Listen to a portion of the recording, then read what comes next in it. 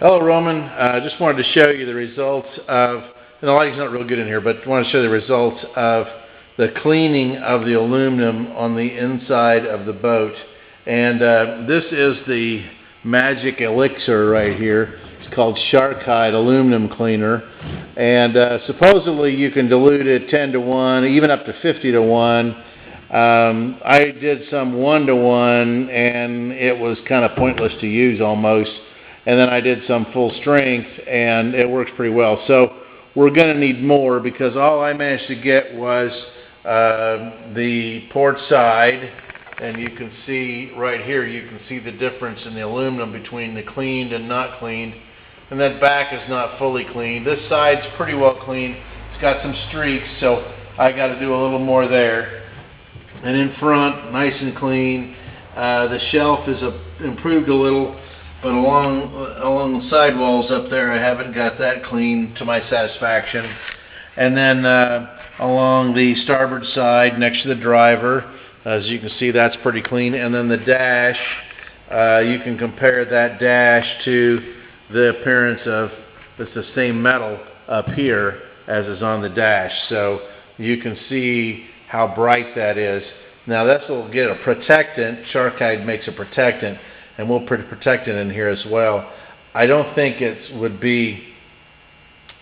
we want to polish the inside, and I'll show you why. Not so bad up here in this area, but polishing then when you get back here into these cubby holes that are behind the front seats, and then it's especially bad if we tried to polish all this area back here.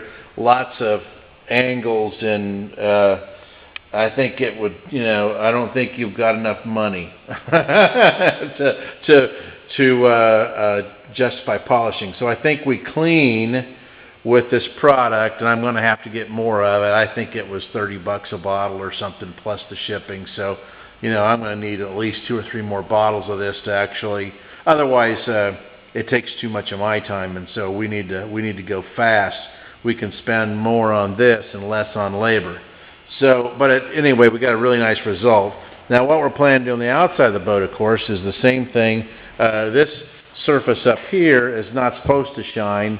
This is embossed with a with a texture so that it doesn't reflect so bad on top of the deck, on top of the seats. Seat backs, that is, on top of the seat backs. And so we're just going to clean that, and then of course we'll do the cleaning action, and we're planning on just polishing then. After we clean, we're planning on just polishing down to the water line and then putting protectant on there. And we would then also clean the bottom, and down here you can see where we've installed some rivets today. Those had some kind of gobbledygook on it, I think JB Weld, and some steel screws in there where the rivets went. And so we found that the riveting was a pretty good operation. This was where some pulleys had been mounted. We riveted those, and we don't know what was mounted here, but we placed rivets there. We got rivets. You might remember the video I took where I stuck my toe over a rivet that was squirting water, and I said, "Oh, it's fixed."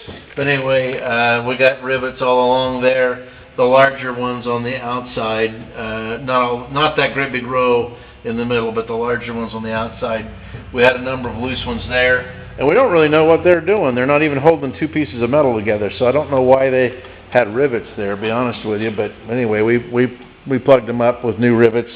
These are 2 new rivets here, and then back here there was a cleat, and we placed rivets where the cleat was. We'll probably not put a cleat back on back here because we're going to have the handles. As you can see, the wood's been removed from the transom. We're getting ready to duplicate that. We just didn't want to get any chemicals on the wood that would maybe give us a problem with staining, sealing, or varnishing the wood. We still have our correction we need to make to this. We're going to have to rivet something in that's going to keep this from moving. So we've still got a number of mechanical things to do, but we're getting them out of the way as quick as we can.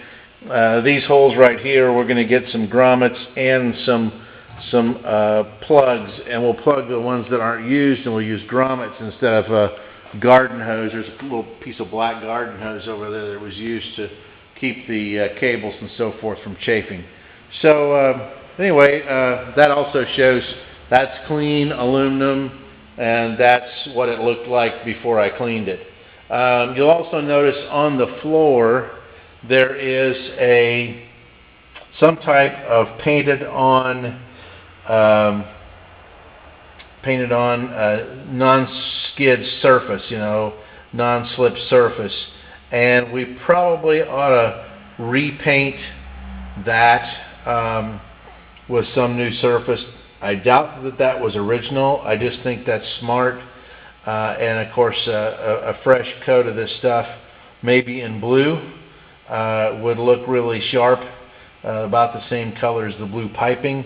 Might look pretty sharp. So let's see. Over in the next room, oh no, it's not in the next room. Right here we have the engine, and we had a question about painting. If you wanted it painted silver from here up, or if you wanted the entire engine painted silver all the way down, propeller and all. And so that's, it's